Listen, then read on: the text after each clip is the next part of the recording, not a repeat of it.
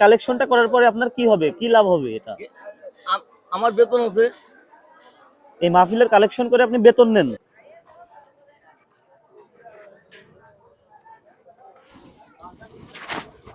Hello hello, আসসালামু আলাইকুম। এটা কি এটা আঙ্কেল? মাহফিলের? দেখি দেখান তো। এই যে দেখেন তো, ওয়াজ মাহফিল তো আপনি মানে এটা করতেছেন এরকম কেন? মাইকিং সিস্টেম আছে না? হ্যালো, কোথায় কোথায়? কাশিয়ানী বিশ্বনাথপুর।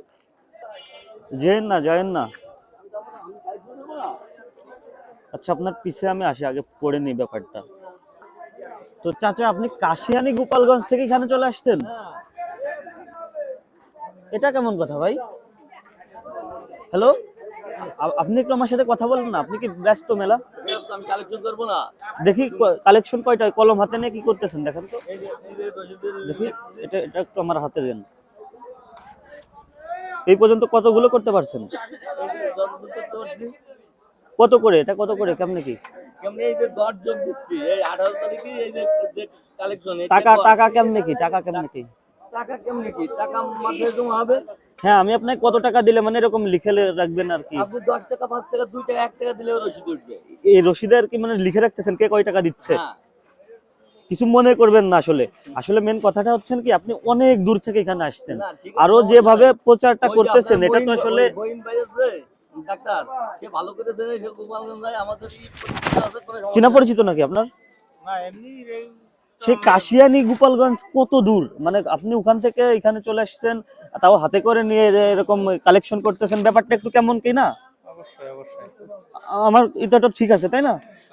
আপনি একটা হুজুর মানুষ, মানে আপনাকে সম্মান করতেছি না, আপনি অবশ্যই আমাকে ভুল বুঝবেন না। না না, আপনাকে ভুল বুঝবো কেন? আমার কথাটা তো যুক্তিসঙ্গত তাই না? যুক্তিসঙ্গত, ঠিক এটা আছে। কেন করতেছেন আপনি? এটা এটা মাঝের মাহফিলের কালেকশন করতে। মাহফিলের কালেকশন এরকম ভাবে করতে হবে কেন? মানে আপনি প্লিজ ভুল বুঝবেন না আমাকে, কেন এরকম মানে করবেন সেটা আমাকে বলেন। মাহফিলের কালেকশন করে না, মাহফিলের কালেকশন করে না। আচ্ছা, আপনি যেহেতু করতেছেন এখন, আসলে কিছু মনে করবেন না, ঠিক আছে? এই টাকাটা যে আপনি মনে করেন যে মানে আপনাকে দেখে মনে হয় না আপনি সরাবেন না, আমি জানি চাচা, আপনি সরাবেন না, মানে আমার মনের থেকে বলতেছে আর কি, মানে যদি আপনি সরাই দেন এটা নিয়ে আমাকে কিছু একটা বলুন। আমি ট্রাস্ট করবো কিভাবে আপনাকে? আমার আমার কবরের হিসাব আমার দিতে হবে, আমার কবরের হিসাব আমার দিতে হবে। হ্যাঁ, শুধুমাত্র এটুকের উপর আপনাকে না ট্রাস্ট না, করবো আমি? এইটা আমি লিখে, হ্যাঁ, এইটা ইমানি দায়িত্ব। হ্যাঁ, আর কোনো পন্থা মানে আর কোনো ইয়ে না? আমার লিখে রাখতে হবে, দিতে হবে। আপনি একটু ব্যস্ত হয়েন না। হ্যালো, না আমি কোথাও যাবো না, আমি আপনার সাথে কথা বলে শেষ চলে যাবো, আপনার সাথে কথা বলে চলে যাবো। আপনি ব্যস্ত, যদি কোনো সমস্যা থাকে তাহলে ভুল হলে আপনি চলে যান, আর এরকম পেশাটা ছেড়ে দেওয়াটাই উত্তম। যদি যদি মানে আমার আমি জানি আপনি এটা এরকম করবেন না। না না, মামু আপনার মানে আপনি চলে যাচ্ছেন তাড়া বেশি, তারপরে অনেক আপনাকে টাকা দিব, তো আমি দিব, সমস্যা নেই, প্রয়োজনে টাকা দিব তাই না? আমার কথা যুক্তিসঙ্গত আছে না? আপনি ব্যস্ত হওয়ার কি আছে? আমি তো দেখছি মানে অনেকজনকে এরকম হাত দিয়ে বলতেছেন, তো রাজি হচ্ছে না। তো আপনি এখানে 5 মিনিট দাঁড়ান, সেরকম হলে আমিও দেবো, সমস্যা কি তাই না? কথা ঠিক আছে। এখন আপনি কিছু মনে করবেন না, আপনার সাথে আমার তর্ক করাটা আসলে মানায় না, আমার কথা বুঝছেন? হ্যাঁ, এখন আপনি হচ্ছেন কি মানে আমাকে এইটা ট্রাস্টটা, আপনি কবরের বিষয়টা আর কি বললেন, আর কোনো আছে?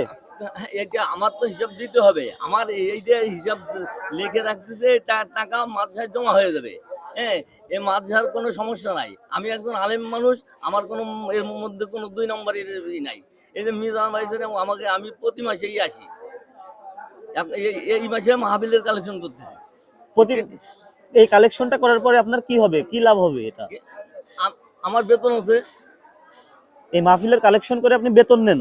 না, আমার তো মাঝখানে এমনি বেতন আছে। হ্যাঁ, এই মাঝখানে টাকা জমা হয়ে যাবে। কোথা থেকে আপনি কত কিলোমিটার পথ পাড়ি দিয়ে আপনি চলে আসছেন?